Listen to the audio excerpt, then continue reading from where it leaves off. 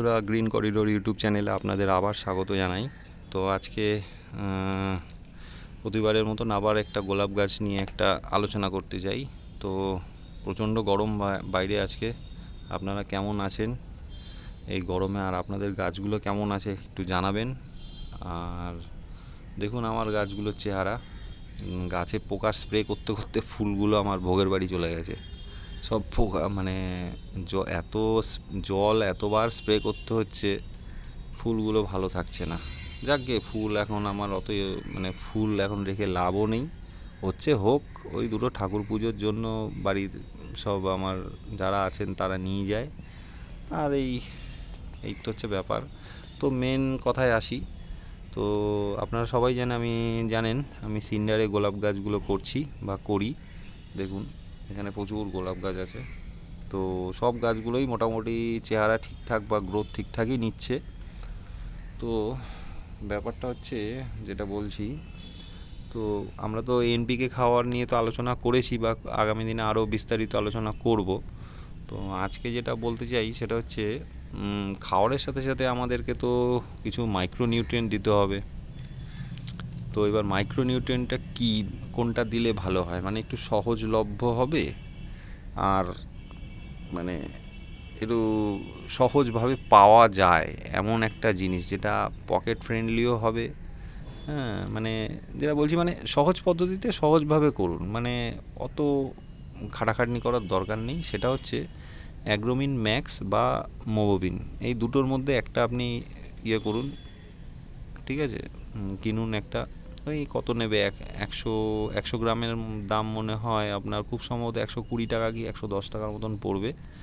ওটা নিয়ে আসুন। ওটা নিয়ে এসে আপনার একটা, যদি বাড়িতে 4টে গোলাপ গাছ থাকে আপনার, মানে আমি 4টের হিসেব ধরেই বলছি, কেননা একটা গাছের হিসেবে গন্ডগোল হয়ে যাবে। 4টে গাছের হিসেবে আপনাদের বলি। 4টে গাছে 2 লিটার জল, মানে 2 গ্রামের মতন দেবেন, 2 থেকে 2.5 গ্রাম, তার বেশি যাওয়ার দরকার নেই, প্রয়োজন পড়ে না, খুব সামান্যই লাগে মাইক্রোনিউট্রিয়েন্টটা। আর এটা 10 দিন ছাড়া ছাড়া একবার করে দিলেই হবে। এটা মানে ফোলিও স্প্রে হবে না কিন্তু, হ্যাঁ, ড্রেঞ্চিং হবে, মানে গোড়ায় দেবেন, গোড়ায় একটু ভালো করে দেবেন। 4টে গাছে 2 লিটার জল মানে হচ্ছে হাফ লিটার করে এক একটাতে যাবে, তলা দিয়ে জল বেরিয়ে যাবে, কোনো অসুবিধা নেই, দিয়ে দেবেন। দেওয়া হয়ে গেল, গল্প শেষ।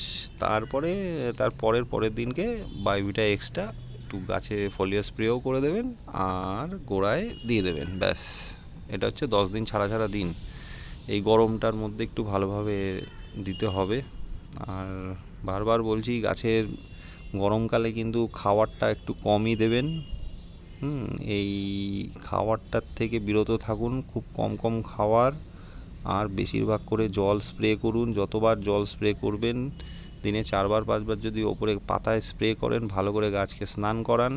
ভর দুপুরে ঠাটা পড়া রোদে আছে, কোনো অসুবিধা নেই, তাও স্প্রে করুন, গাছ ভালো থাকবে।